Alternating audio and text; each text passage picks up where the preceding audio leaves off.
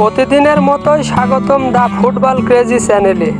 আপনি যদি আমার চ্যানেলের নতুন দর্শক হয়ে থাকেন, অবশ্যই চ্যানেলটি সাবস্ক্রাইব করে পাশে থাকবেন এবং চলুন ভিডিওটি শুরু করা যাক।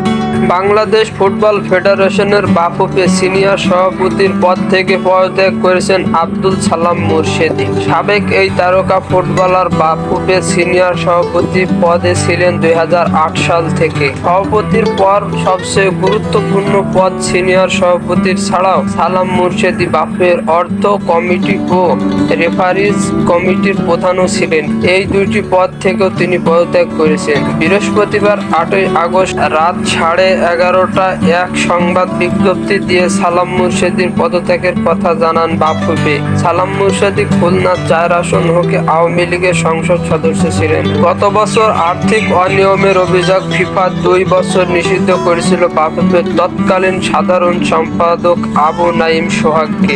আর্থিক অনিয়মের সময় সালাম মুর্শেদী বাফুফের অর্থ কমিটির প্রধান ছিলেন।